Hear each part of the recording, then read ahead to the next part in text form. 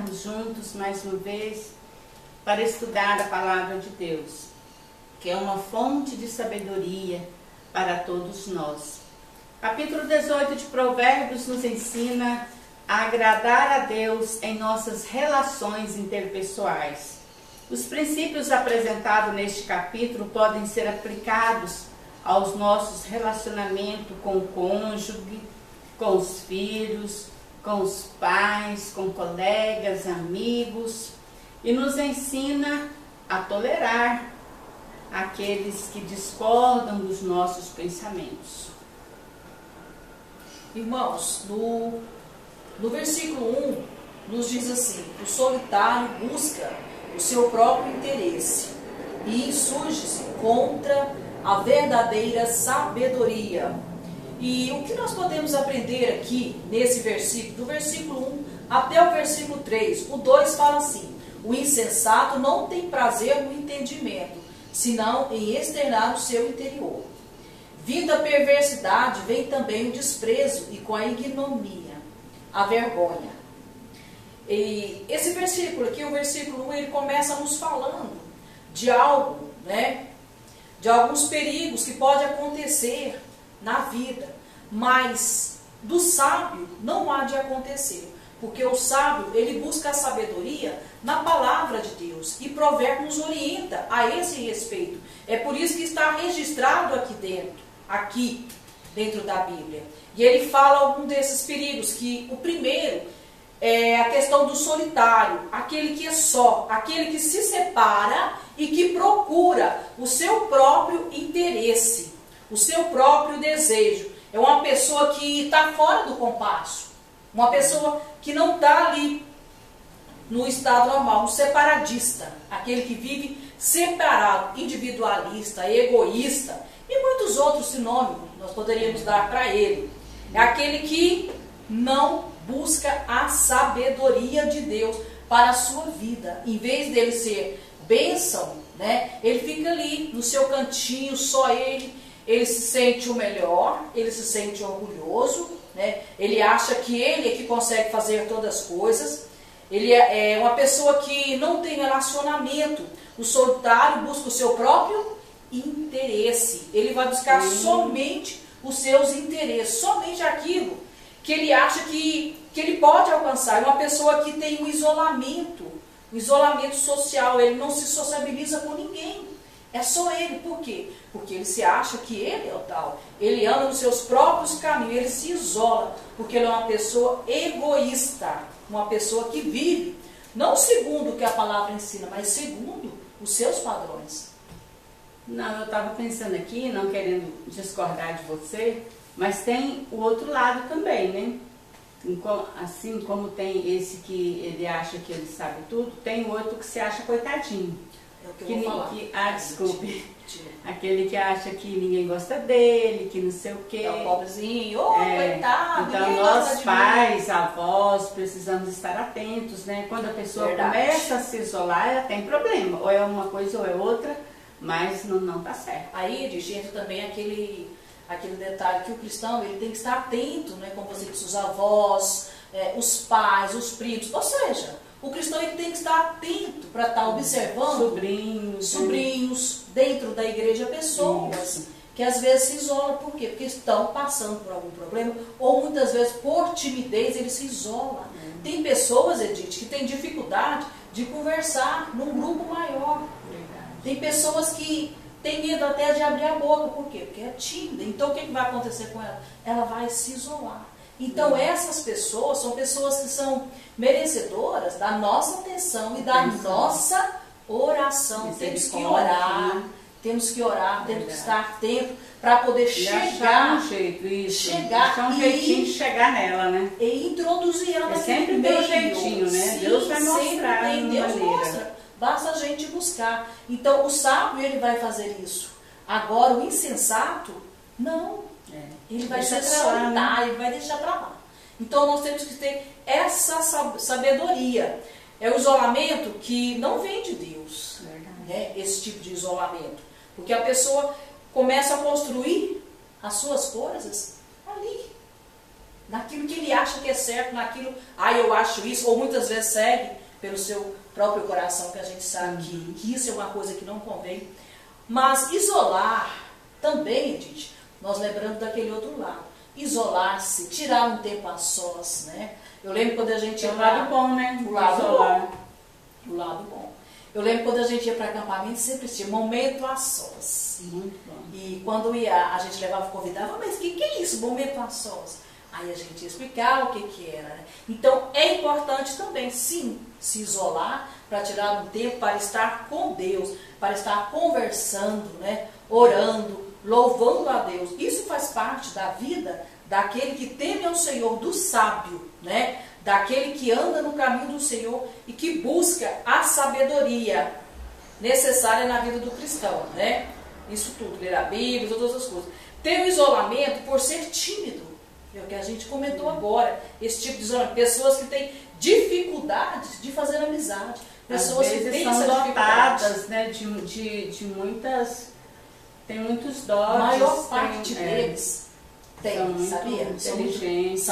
São a gente muitos. tem que, igual nós já falamos, né, tem que achar o jeitinho de chegar para aproveitar o dom dele, o talento dele. Eu lembro de um médico que ele falou assim, olha, ele era tão inteligente, de Minas, que ele falou assim, olha, eu não sirvo para trabalhar com ninguém, eu tenho que trabalhar sozinho, eu tenho que ver uma área na medicina que eu tenho que trabalhar só eu não consigo trabalhar com ninguém.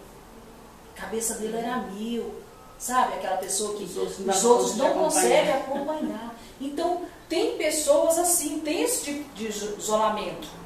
Tem pessoas que se isolam por orgulho, por se achar superior a todos. É só eu sei, eu tenho que fazer, né? E busca o seu próprio interesse, porque ele se sente uma pessoa segura, sendo que, na verdade, a única segurança que nós temos é em Jesus. Quem que fala o 10, né? Eu gostei muito do 10, eu estava lendo ele, que o Senhor é a nossa segurança, que o Senhor é o nosso castelo forte, né? Aquele castelo forte, torre forte é o nome do Senhor. Gente, que maravilha!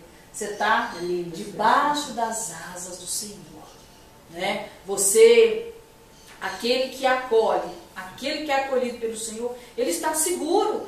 Torre forte é o nome do Senhor. Então é essa segurança que o sábio tem que buscar, né? Esse isolamento, esse outro que nós falamos, é um isolamento falso, é um isolamento que a pessoa procura ali andar pelos seus próprios caminhos, que não vai levar ele a nada. A nada. Só vai trazer problemas, dificuldades, traumas e muitas outras coisas. Não existe sabedoria no isolamento, no qual você acha que está seguro. Isolamento, né? Isolamento tem que ser aquele isolamento que o sábio sabe fazer e que sabe buscar em Deus, como hoje. Nós temos o nosso isolamento social, né? Nós estamos em todo mundo intocado nas suas casas. E isso devido, né, a essa pandemia que está acontecendo, e a gente tem essa necessidade para que a gente não venha contrair esse vírus, né, Edith? E com esse isolamento, nós vemos que basta o governo dar uma brechinha, né? O povo, ele sai feito louco. Eu fiquei assim abismada de ver as praças, como é que tá, tanta gente, aquilo tudo. Eu sei que o isolamento muitas vezes deixa a pessoa doente, deprimido, né? Angustiado, ansioso, sabe? Mas a gente tem que, debaixo da sabedoria, debaixo do conhecimento que nós temos na palavra de Deus, nós temos que nos voltar para a palavra. E ler a palavra, e meditar e entender. Quem sabe, diante de tanta tecnologia, não temos tido tempo para ter esse momento com Deus. Mas Deus está nos dando tempo agora. Saibamos usar esse tempo, desse isolamento social que estamos tendo, para tirar momentos a sós com Deus, para orarmos e buscarmos a Deus e orarmos a Deus. Então, tem mais comunhão com a família também. Isso, né? Você está isolado, mas você está junto com a família. Junto com a família. Você já imaginou se fosse isolado, você sozinho? A gente vê tantas atividades, né, que passa, famílias Então, fazendo brincadeiras, então, cultos, né? A gente tem muito o que fazer em família. E aproveitar esse tempo para estar olhando um ao outro, né, observando um ao outro. Tendo mais contato, né? Tendo mais tempo, até para conversar, porque quantas vezes dentro de casa você não conversa. Você não tem tempo, um corre para ali, outro corre para cá, e muitas vezes não conversa. Né? Então Deus está nos dando tempo para que a humanidade possa se conhecer mais, possa ter mais esse contato, né? Um contato pessoal, um contato físico entre si, dentro dos seus lares. O versículo 2 é interessante também. Eu fiz algumas anotações dele, ele fala: o insensato não tem prazer no entendimento. Já pensou? Não gosta de aprender. O insensato, ele não tem prazer, ele não gosta. Ah, não, coisa nova, diferente, não quero aprender isso. Deixa isso pra lá. O insensato não tem prazer no entendimento, senão em externar o seu interior. Falar, né? Ele quer falar, mas fala tolice, né? Quanto mais ele fala, mais ele confirma a sua tolice. O sábio é diferente, né? O sábio fala porque ele tem algo a dizer, ele tem algo preparado, ele tem algo substancioso, vamos dizer assim, né? Então, o tolo ele não tem prazer em entender, pois está ocupado com seus próprios pensamentos, com as suas fantasias, com os seus desejos, né? Então ele tem essa dificuldade. E estar a sós, né? Quando nós estamos a sós, é tão gostoso, que estamos assim com Deus, vivendo aquele momento tão gostoso, né? Sempre aprendendo, lendo a Bíblia, falando. Olha, Deus fala com nós através da Bíblia. Eu começo a ler a Bíblia, fazer as pesquisas aqui, estudando, né? Nossa, que legal isso aqui, nossa, que lindo, que maravilhoso, oh meu Deus. Tem hora que eu paro assim, sabe, de ler a Bíblia e falar: Senhor, obrigado, nossa Deus, mas como você é maravilhoso, como é gostoso. Gente, Deus me amou, me aceitou, me tirou da minha vida pecaminosa e me transformou. Eu fico olhando assim, como que Deus é maravilhoso. Tem hora que eu paro e vou orar, vou agradecer a Deus, que eu reconheço que Ele é um Deus maravilhoso. Então a gente tem que tirar esse tempo de comunhão, de instrução com Deus, de crescimento e de satisfação e alegria. E estar com Deus em oração. Lá em Mateus 6 nos fala isso. Quando entrares pelo quarto, fecha a tua porta em secreto e vai orar. Vai falar com Deus, porque Deus tem muito para nos falar. E a recompensa de Deus é maior do que todas as coisas que a tecnologia venha me oferecer. Deus tem muito mais. O que Deus tem para nós é tremendo, é maravilhoso. O povo não gostava muito dessa palavra tremendo, não. Mas Deus é tremendo. É maravilhoso. Sabe, conhecer esse amor de Cristo, esse amor que excede todo entendimento, para que sejamos tomados de toda a plenitude de Deus. Para que a gente seja cheios de Deus. Sabe o que é ser cheio? Transbordar daquilo que Deus tem para nós, da palavra de Deus, ao ponto da gente poder desfrutar do melhor desta terra. Plenitude de Deus, a gente desfrutar daquilo de melhor que Deus tem para mim. Romanos 11:33 fala o quê? Quem lembra? Ó profundidade da riqueza, tanto da sabedoria como do conhecimento de Deus. Quão insondáveis são os seus juízos e quão inescrutáveis são os seus caminhos. Isso é maravilhoso. Sabe, o que Deus tem para nós é maravilhoso. Quão insondáveis são os seus caminhos. Quão inescrutáveis. Deus é bom. É por isso que você pode ler um texto só 10 vezes e você sempre vai encontrar algo diferente. Sempre. Deus vai falar algo diferente, porque é inescrutável. É inesgotável. Eu tenho um professor hoje, que já deve estar com seus 90 e poucos, eu vi foto, o reverendo Russell Pemberton.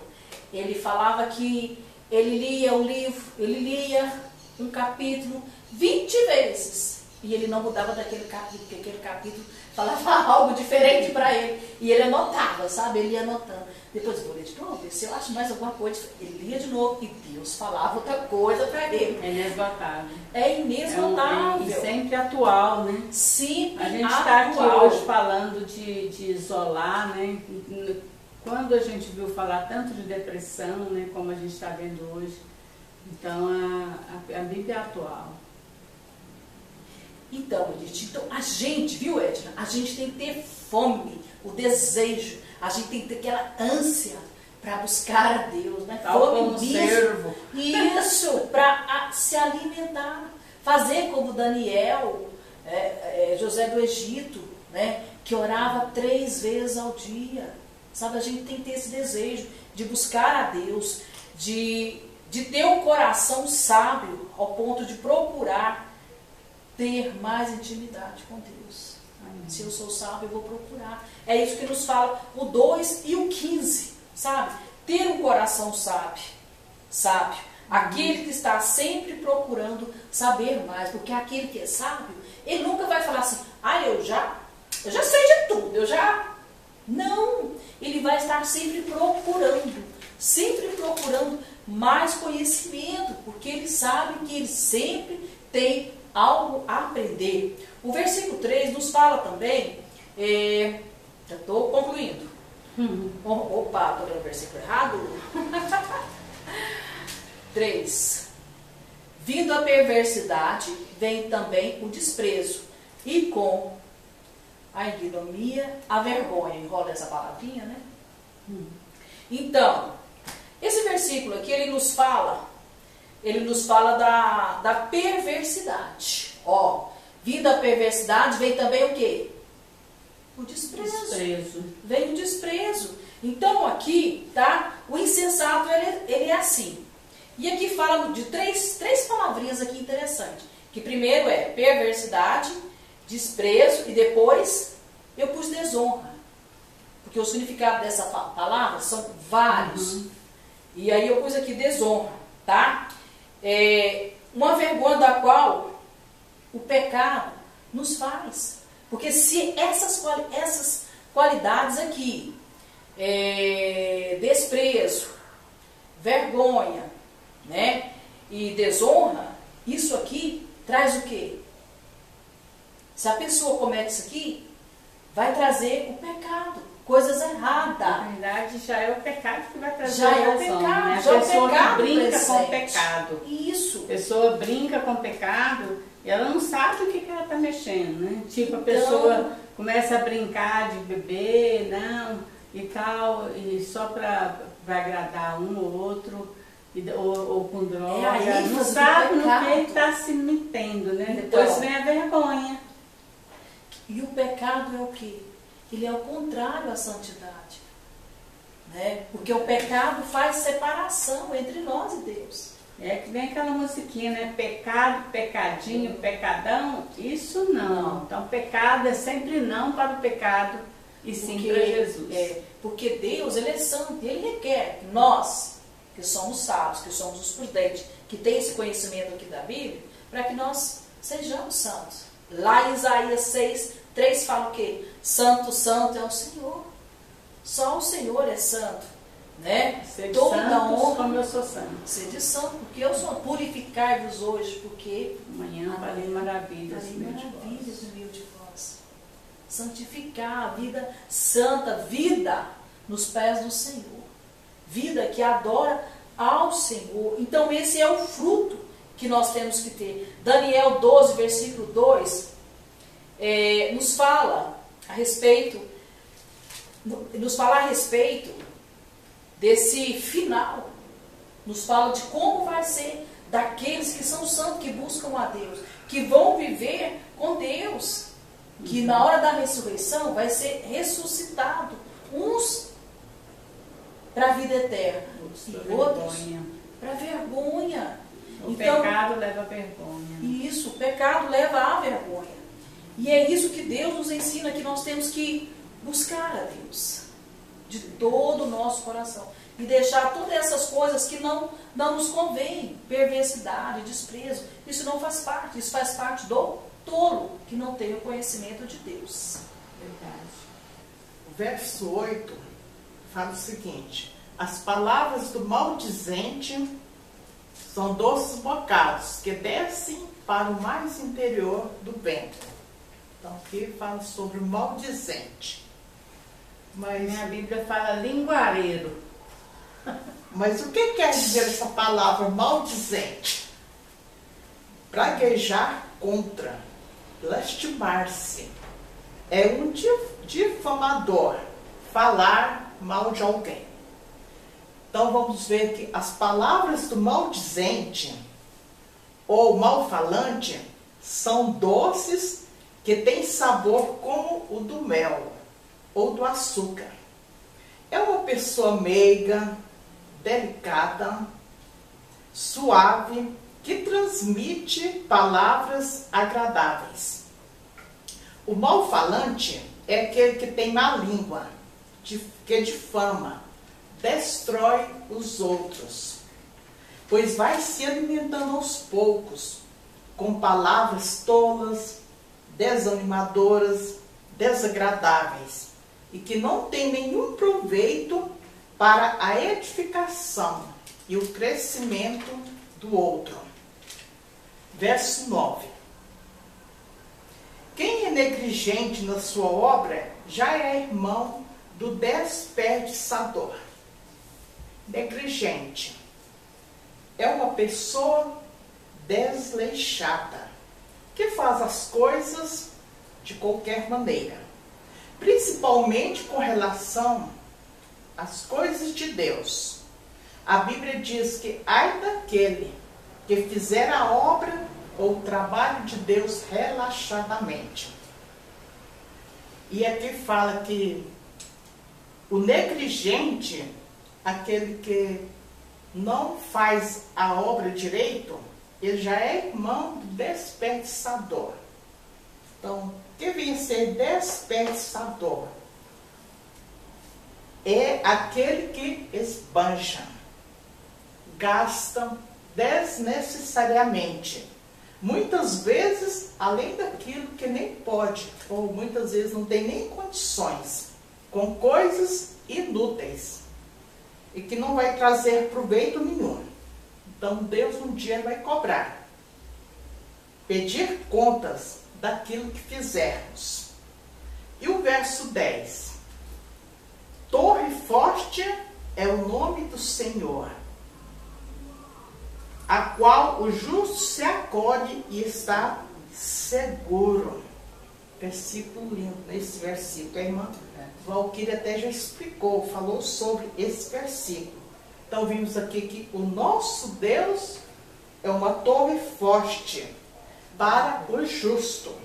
Aquele que realmente confia nele jamais será abalado por qualquer coisa, pois a sua confiança, a sua esperança e a sua fé está firmada no Senhor. É interessante esse versículo também, Edith, que aqui fala assim, ó, torre forte é o nome do Senhor. Aí você lembra, né? Uma forma poética, né, de falar do nome do Senhor. Eu sou, né? É bem Adonai, definido, né? Então, vários nomes que Deus tem. E nesse nome, a gente sabe que tem poder. E está falando aqui, dando uma orientação para nós, né? Correr para Ele, né? Para ela correrá o justo e estará em alto retiro. Para onde nós estamos correndo, né? O qual o justo se acolhe e está seguro. Para onde nós estamos correndo na hora da dificuldade, né? Na hora da decisão. Seguro estou e não tenho temor do mal. Lá em Salmos 46, o verso 1, né? Fala que Deus é o nosso refúgio e fortaleza para aqueles, né, que se apegam a Ele, pois Ele é a nossa segurança. Amém. Então tá aí, né? Versículo lindo. Eu estava observando aqui que nós não devemos ser nem negligentes, nem desperdiçador, né? Versículo 9 chamou a atenção isso. Nós não devemos ser nenhum nem outro, mas devemos ser bons servidores, bons mordomos, né? Daquilo que o Senhor colocou nas nossas mãos. O Senhor nos acolhe para quê? Né? O Senhor Jesus falou que, falando do 10, né? A torre forte que nos acolhe, Jesus falou, aquele que vem a mim, de maneira nenhuma lançarei fora. Estava, quando leio esse capítulo, pensando nisso, né? Como Jesus é maravilhoso. Aquele que vier a mim, de maneira nenhuma lançarei fora. Então nós podemos ter essa certeza de correr para o Senhor, que Ele não vai nos lançar fora. E está renovando, né, nossa aliança com o Senhor Jesus a cada dia, porque Ele merece isso. E nós é que precisamos disso, né? Para nos fortalecer cada dia, nos renovar cada dia na presença do Senhor. Versículo 12, eu queria destacar aqui: antes de ser quebrantado, eleva-se o coração do homem, e diante da honra vai a humildade. Então esse eleva aí, ele sempre traz uma conotação ruim, né? A pessoa se eleva, quer dizer que ela se engrandece, ela se exalta. Mas aqui nesse contexto, significa coragem e bravura. Então, o Senhor está nos orientando aqui a termos coragem e bravura diante das lutas. Estamos vivendo um tempo que estamos precisando disso, né? Muita coragem para vencer as dificuldades que estão nos assolando. Às vezes até conosco as coisas estão tão bem, né? Mas nós temos irmãos passando por muitas lutas, muitas dificuldades. Às vezes não querem falar, né? Às vezes acham melhor lutar.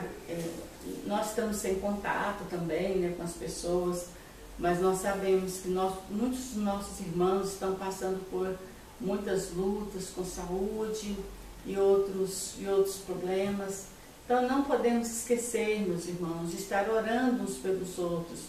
Nós não estamos ali na igreja quando nós podemos levar os nossos pedidos de oração, mas devemos estar em oração uns pelos outros, porque cada um tem a sua luta. Versículo 6 de 2 Crônicas 17 fala assim: e exaltou-se o seu coração em seguir os caminhos do Senhor, e ainda tirou os altos e os bosques de Judá. Então, ele exaltou o seu coração, mas não foi uma soberba.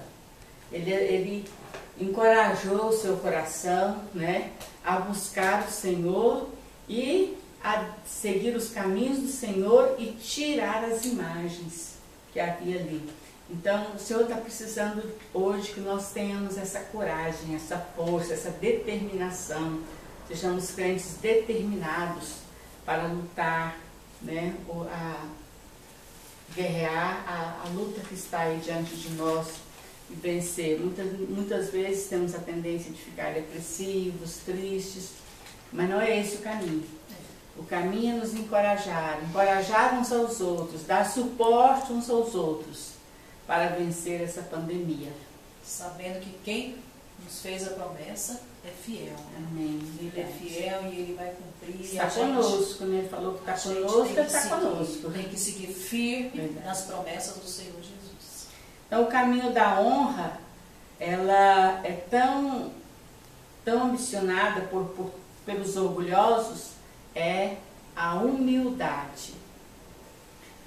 Versículo 13 é um versículo muito interessante de se estudar. Responder antes de ouvir é estultícia e vergonha. Aprendeu? Não precisa falar de novo, não? Então, fala sobre a arte de ouvir.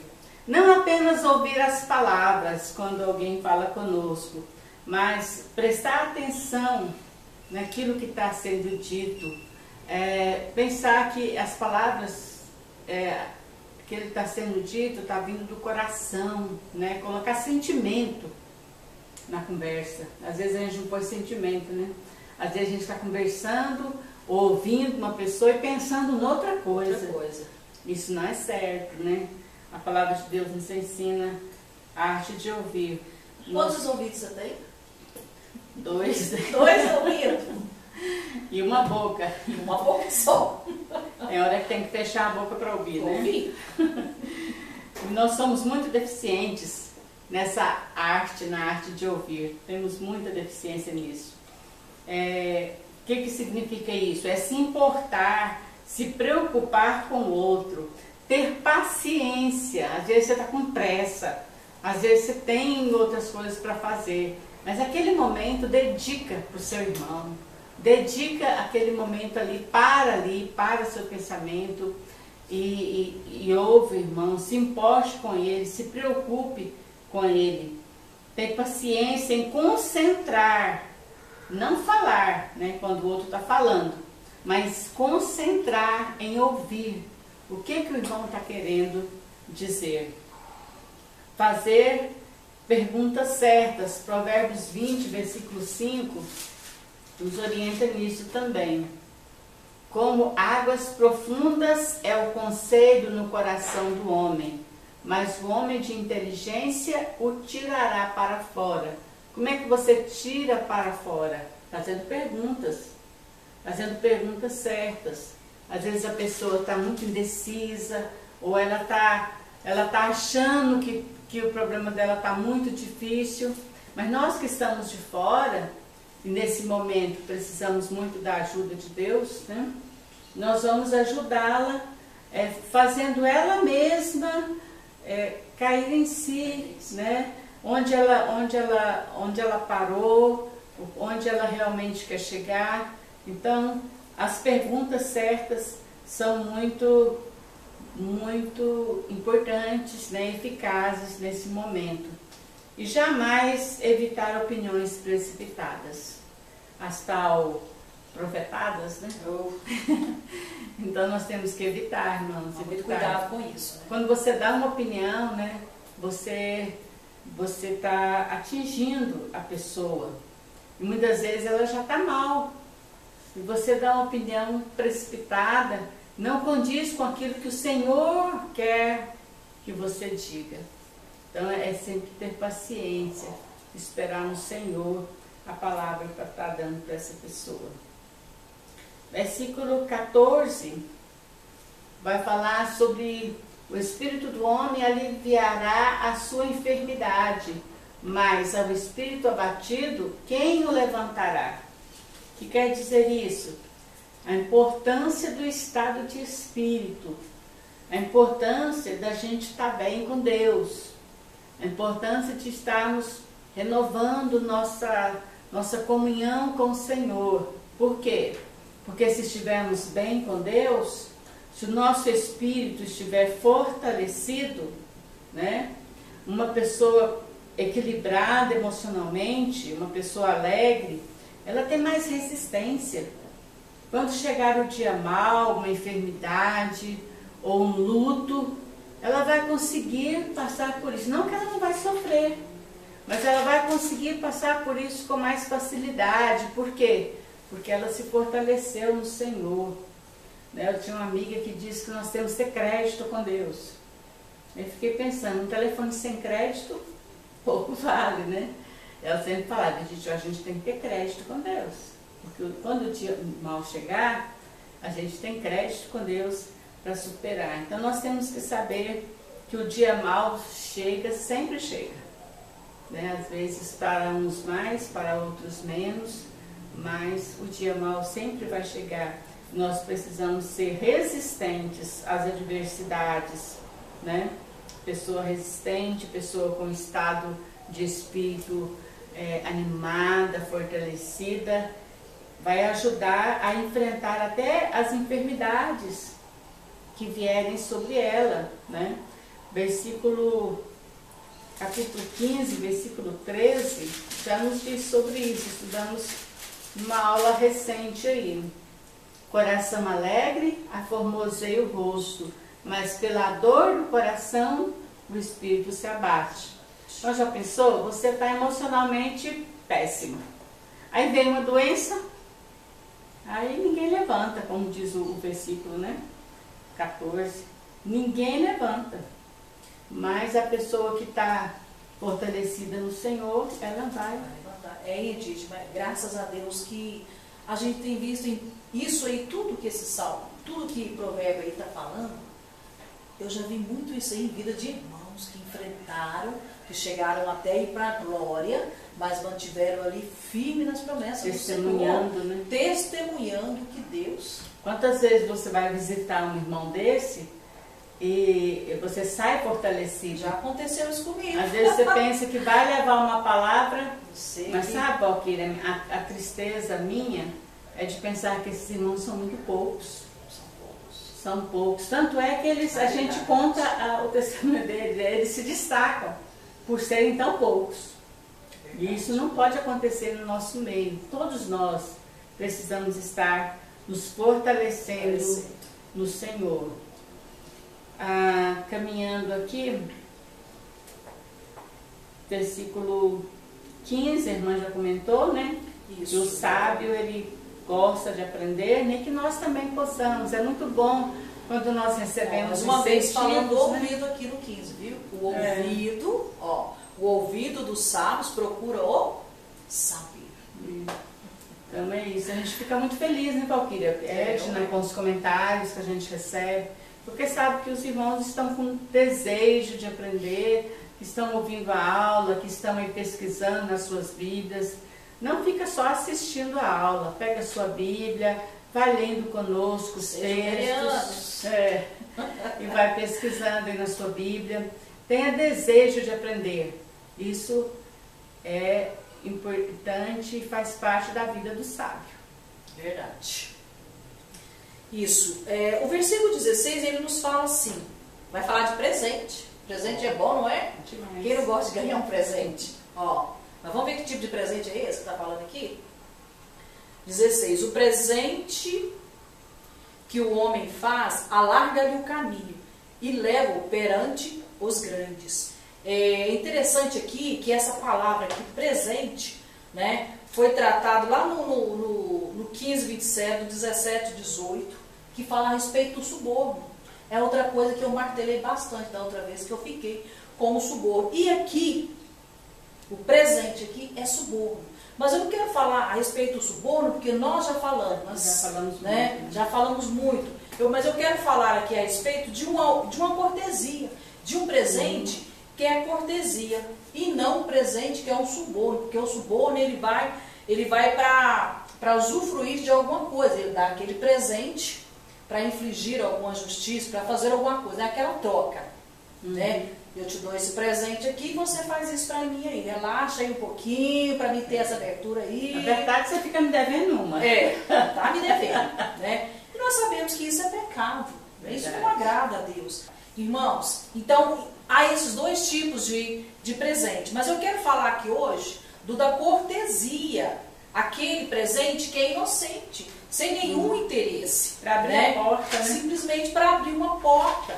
E eu quero falar de uma aqui, de uma pessoa que ela fez isso e ela mudou aquela situação toda ali, que foi Abigail, lá em 1 Samuel 25, do 18 ao 25. Olha só, Abigail conseguiu esfriar, porque o coração de Davi estava ali pegando, estava a mil, já para ir para lutar com o esposo de Abigail, porque ele não quis ceder algumas coisas que Davi queria. E aí aquela mulher sábia correu ali e levou aquilo que aqueles homens necessitavam, aquilo que Davi necessitava. E com aquilo ali, ela mudou toda aquela situação.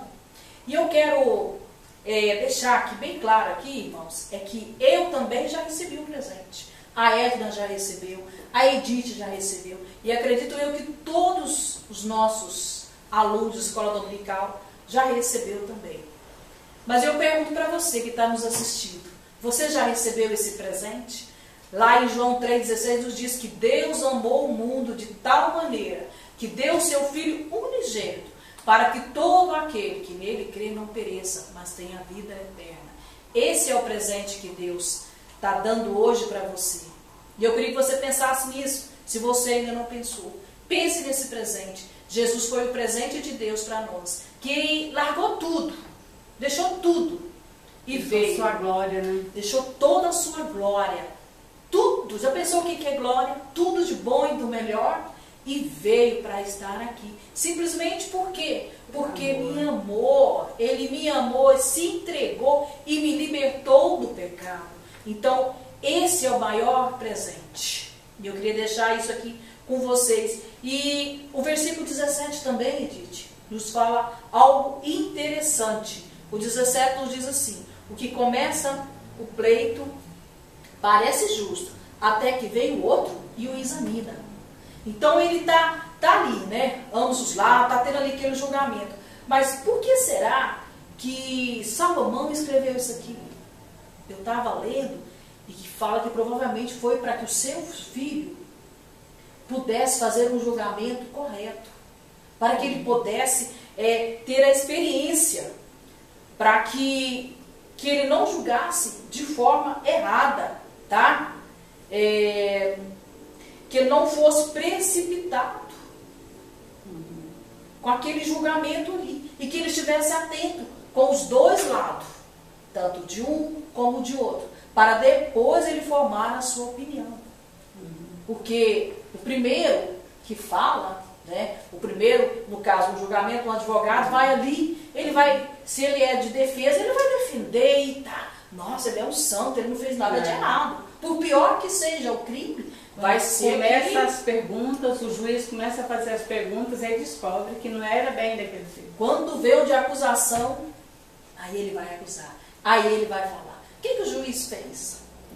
Ele ouviu os dois lados. E era isso que Salomão queria, mostrar que devemos ouvir os dois lados para depois tomar uma decisão baseada nos dois lados.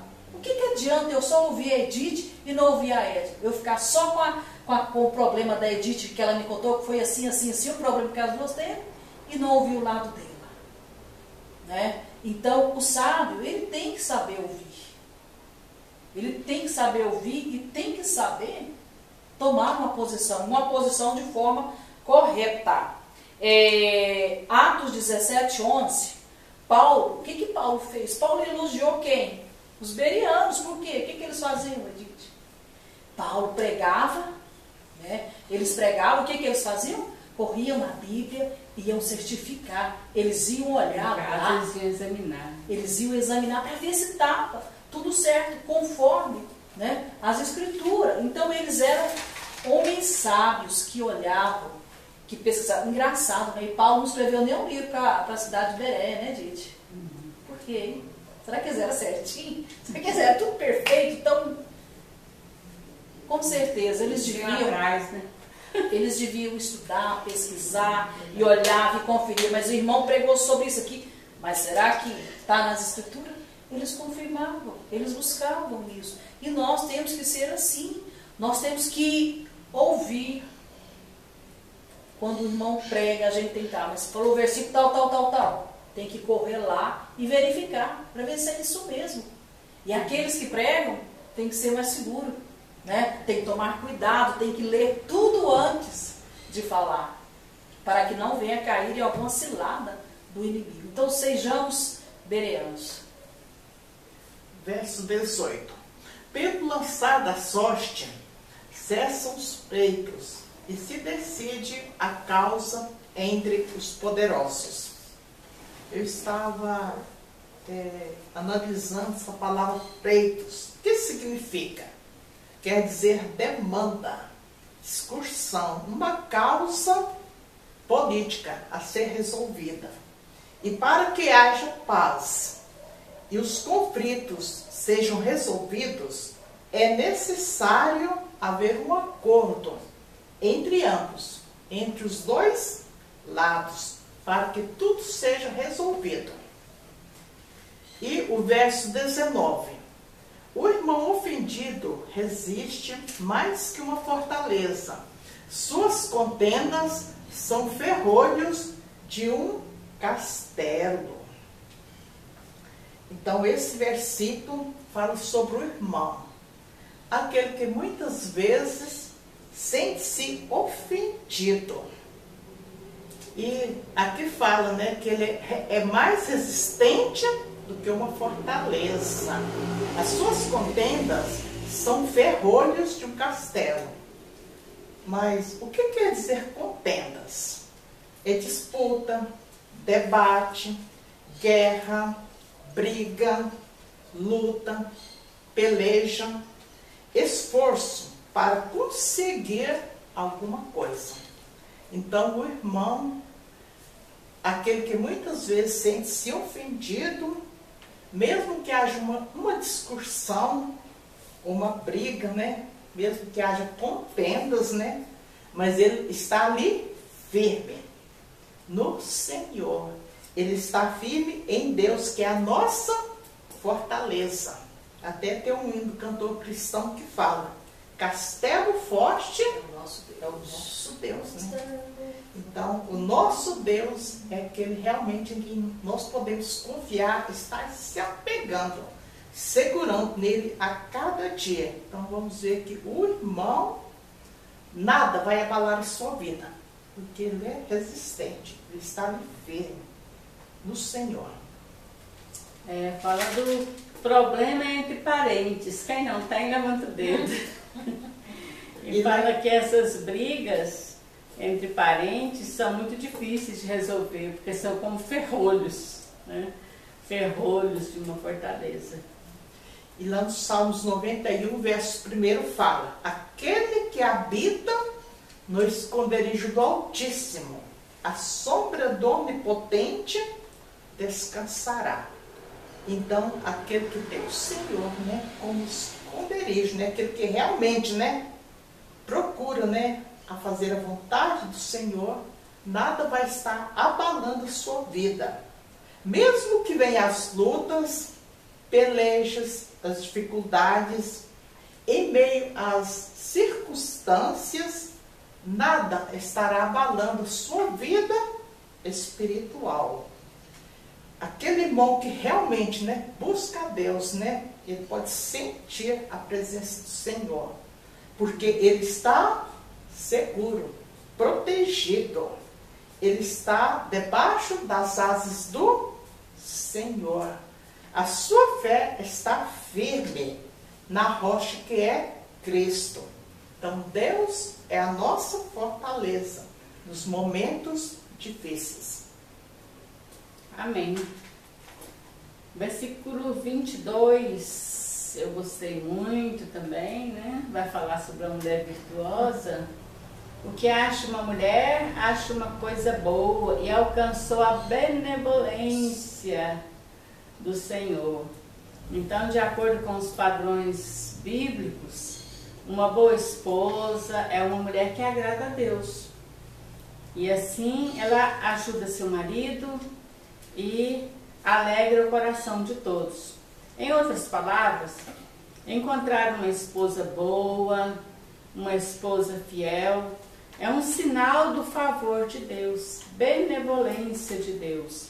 Então, uma esposa, de acordo com Provérbios 31, né? Provérbios 31, 10 diz: uma esposa cujo valor excede ao de finas joias.